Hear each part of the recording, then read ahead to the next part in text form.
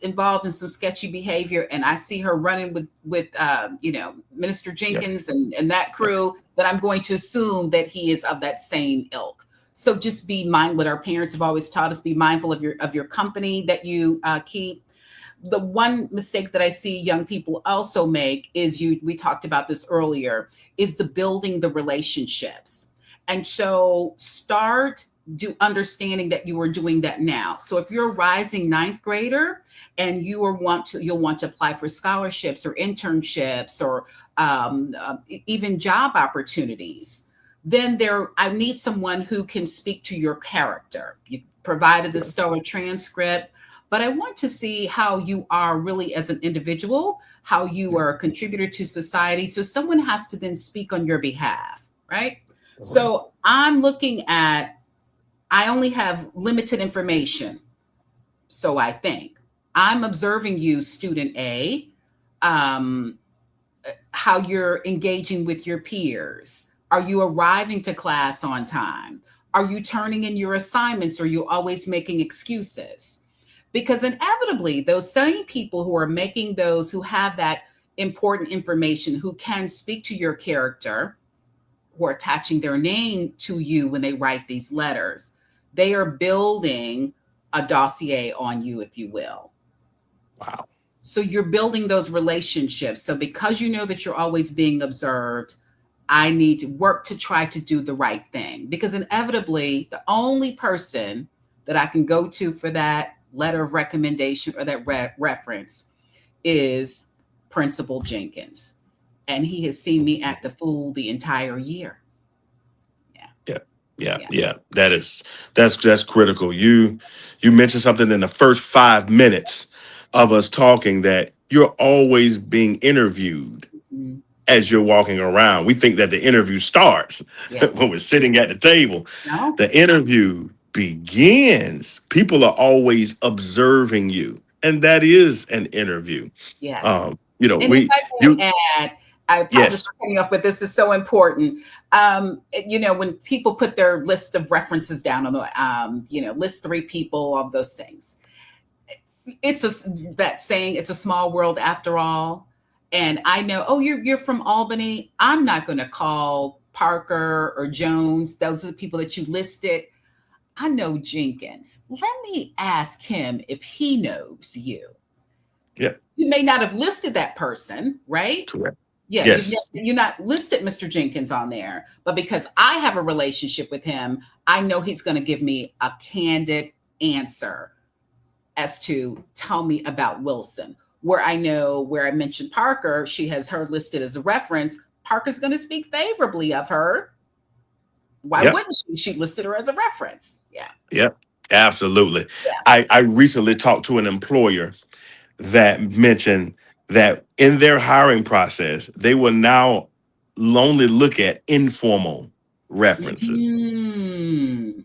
The what did people leave about you as a review when you were a waitress or waiter or waitress at wherever, That's etc. interesting. That not necessarily just talking to people that you listed. Yeah. In the law enforcement world, we're looking for an independent witness, not somebody Yeah. that's going to be somebody that's going to speak well of you. Sure. So yeah, that is so critically important. If you got middle school students, you all have high school students. If you're parents, I hope that you all are catching this information. This is not just for us. I definitely want to ask those questions because we have children. I've got a rising ninth grader, Dr. Wendy Wilson. That's why I got a little bias to that particular question. But that's some of the rest of us as well. Now, listen, you did your middle school. You're not from Albany, Georgia. You did it in Detroit, Michigan. In Detroit, Michigan, there's a guy that I think of, and I literally just bought a Ford. His name is Henry Ford. And when I think about Detroit, Michigan, you familiar with any of his work at all? I am. And let me tell you, one of the stories, when I use the story of Henry Ford as an example, it relates to interviewing. And so, what he would do when he was vetting his top leadership, because again, these are the people that are going to be responsible for making key decisions for his organization at the time, when he was leading it, Ford Motor Company. And so, people may be familiar with this. oftentimes they will, it's depending upon the depth and the magnitude of the role, it will go beyond the traditional meet me at the boardroom, so and so building for your interview. Some employers will say, let's talk over lunch, let's talk over dinner. Well, Henry Ford was known for that. He wanted to see how you would engage and interact in a casual setting, if you will. But the interview was still going on. This was the one act that he would then decide is if you were hired or fired. If the food, of course, people say how you treat the wait staff is a sign. But once the food would come before you, the plated food, if Henry Ford observed you doing one of two things, if he observed you picking up, taking the food with your utensil and then tasting it, and then maybe going for the condiments to then put on their salt and pepper, you were good to go. But if you, wait, I'm maybe getting it wrong. No, if you did not taste the food first, you seasoned the food without tasting it, you were automatic no. Wow. You were an automatic no. I apologize, I reversed that. So if they bring you the food, you just start doing your salt and pepper and, hey, can I get some steak sauce or whatever it is that you feel like you needed on there, he decided then you're not going to work for me. And so many people, when they hear that story, they're like, well, that's not a good reason. His thought was, you are making a decision with no research. You are making an ill-informed decision. And that behavior or that practice may play out in my organization.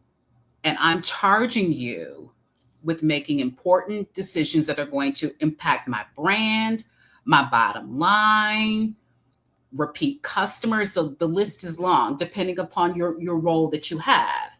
And so if you can just blankly make a decision that this needs some seasoning, then you're going to make some decisions that may affect possibly could affect if I'm going to be able to keep my doors open or not. Wow. Yeah. That is powerful, powerful. I've never heard that particular story before. It lets us understand how much he was looking into the root character of this particular person. Because when you're hiring a person, you're hiring the whole person. You're not just hiring their skill. Sure. Because skill alone in this particular company may not be the thing that helps me sustain, but I'm bringing on your whole character. That's And the right. way and the way that you think. And so it's important to know, those of you all that are on here, that you are in the hiring process, you are part of a hiring process, that you're bringing someone on. There is a way that you have to think about, who am I bringing on as a person? Because we can get really inundated with somebody's skill.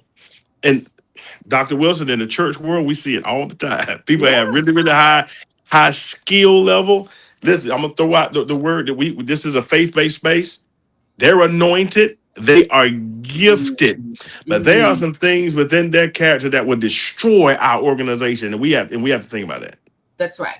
They're lacking in some areas. And so that's why it requires, and you don't always get it right during the full interview, because as you just said, they have these amazing skills. What you look like on paper is amazing. So that is why people go, on the peripheral, if you will, to inquire about, is this really the person that's going to be a good fit for me and my leadership and this organization based upon the direction that we're trying to go. So we want to ask a little more questions, or, we talked about social media. Let's also just talk briefly about just doing a quick Google search. What happens when I Google your name?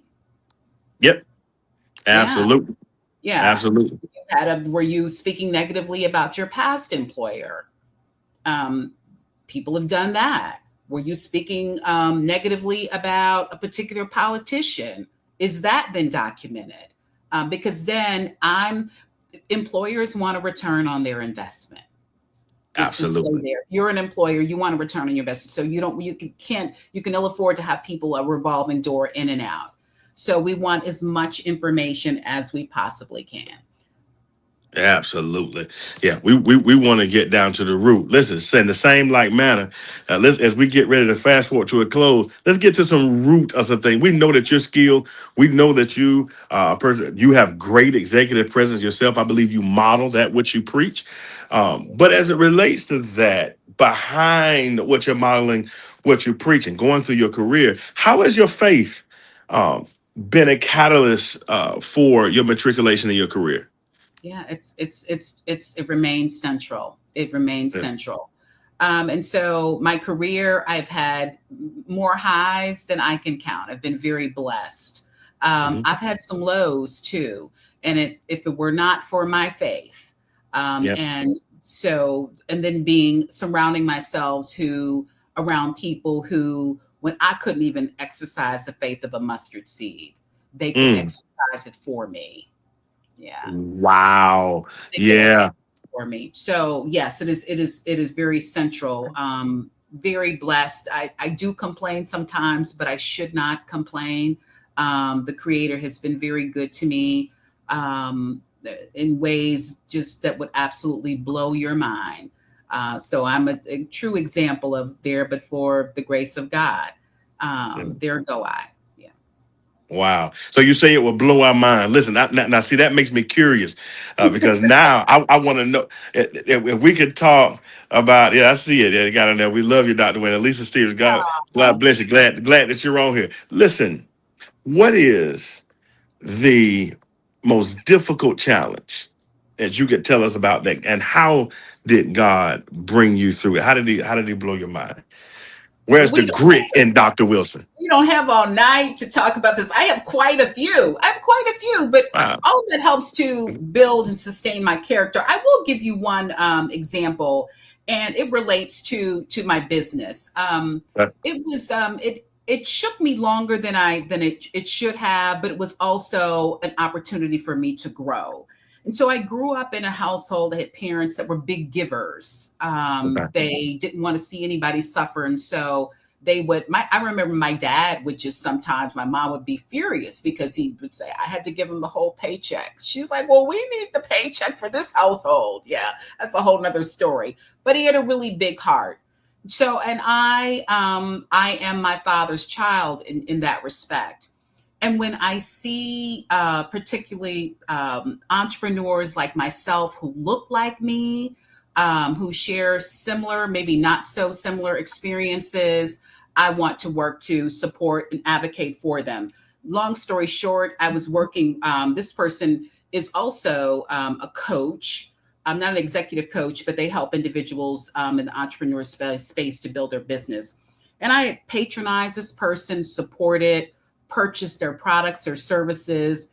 Even when the products may have been a little lackluster, I was still there because I believed in what they were doing, and wanted to support them. And I saw the benefits, the seeds that they were planting, and then the yield that came from the seeds. Transition to I'm putting on an event. I host master classes. I also host executive presence summits, akin to a conference. And I was looking for sponsorship. And this person who I had supported had brought other people to their business as well and spent thousands of dollars, gone out of the country supporting. The list is long. And they quickly told me, no, I can't do that. I don't do that. And then they went on to say, and when I do, you need to provide extensive evidence as to why I need to invest. Yeah. And I'm very, reciprocity type person. And I was very hurt because I knew my wallet reflected how much money I had invested in their business, certainly had gotten the return. But what I was asking for in comparison to what I had given to that person was very small. Yeah. Um, Uh, and it was a very important lesson for me. We've been talking about decisions all along, but again, we talked about reciprocal. It came back around, and then you then wanted me to then support you in future endeavors. And I just had to make a decision. As much as I could benefit from it, I knew that the creator and the universe would provide me with someone else who would respect my dollar and my time and my investment. But I believe it hurt me longer than it should have, and maybe I shouldn't say that it longer than it should have, because I needed to grow and develop from it. But it was someone, when I looked in the mirror, it was a mirror reflection of me, and to know Mhm. that they didn't see that when it came time to give back was very um, it was a very sad time. Wow. But you've bounced back. Yes, that's been some years And ago. Yes, yes, yeah, yeah, yes. that's amazing. I preached a message today, Dr. Wilson, called "The Cry Before the Cross," and Mm, and Jesus has to cry in Gethsemane before he can win on the cross, to let us all understand that he as well had a moment, that we all have a moment where we express pain. yeah, We express it. Watch this, and it doesn't make us less of a believer, less of a Christian, less of a saint. Didn't make him less of a savior. But he had a moment where he said, "Lord, Father, if it be possible, let this cup pass from me." And so mm, there's a moment where he as well was hurt. There's a moment where he as well expressed his humanity. It's not that I'm helpless. It's not that I'm hopeless. I'm just human. And in that moment, you were just human, but yes, now you've gone higher. And I love the way that you see the fact that it was necessary sure. for you at the same time. Listen, I've got to let you go. I've enjoyed your conversation, but I want you to be, if you could give some parting words in your work in your body, your book included. Once again, you are 101 career planning and executive presence strategies, and all that you do in the area of executive presence. What is the thing that you want people to walk away with as it relates to what you have to give them? Wow, that's a heavy question. Yeah. But if to distill it and simplify it, is just simply to, you can still be your authentic self with the Hmm. understanding you are not the sole person in this world. You are not one person in an organization. You're not a one person in throughout society. And when we engage and move through different spaces, there are some expectations. They are not unrealistic expectations. They're no different than what we ask of other people, is that they be able to manage, regulate their emotions so that we can still have this successful interaction, that they be able to effectively communicate, and then also that they show up with the presence that is representative of an organization, of an enterprise, of an entity that we all are proud of, not unrealistic expectations. And so, again, don't become fixated on the word executive, Yeah. but be fixated on having a presence that you are proud of, and one that will allow you to enter into spaces you have yet to even imagine or dream of. I always ask people that I'm training, when is the next opportunity going to dawn your steps? And the response is they don't know. And I Mhm. say, exactly, you do not know, but we Mhm. should be prepared for it so that we can be ready when it does arrive. And then the way in which we can do that is to normalize executive presence. Beautifully put. Beautifully put. Listen, Dr. Wilson, you have dropped information. And I promise you, I am using them, and I will continue to grow in these continually. I think this has been really, really beneficial for me. As I told you all, I hadn't, when I got this book, I had not thought about bringing her on. It was upon reading this book. I want you all to get this book.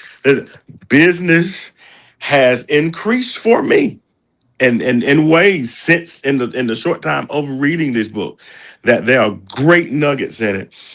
Some things that are simple, but I promise you they are profound. Listen, before we go, we've got another learning lab for those of you all that have been following with me. Last couple of weeks, I dealt with teaching on the Battle Axe fat loss system. We talked about it from the workout perspective and from the nutritional perspective. How is it that I'm getting people to lose 13, 15 pounds in 1 month, in 4 weeks, 6 weeks? You see it with 30-minute workouts. We went over that. It was a great time. Here's our next one that's going to be coming up on Sunday, May the 3rd at 7 o'clock p.m.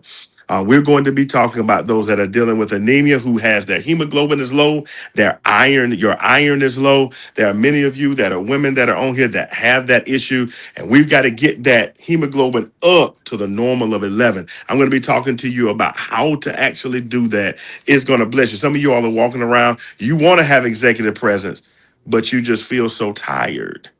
It's so hard to even get out of the bed. You feel that sluggishness all day. Listen, I want to bless you with information. And listen, I'm not the doctor. I can tell you what I have done that has increased my clients that you all have seen. Be on that private Zoom on next week at 7 o'clock p.m. If you're interested in that, DM me iron. I will get that private Zoom information to you, and I look to see you on next Sunday. Dr. Wendy Wilson, God bless you, ma'am. Thank you so much for all you do, who you are in this community. I look forward to us connecting soon. I've got plans for us as well. We got to connect I again. look forward Y'all to be it. blessed. I thank you. Strength for life. Have a great night. God bless you. Thank you. Thank you.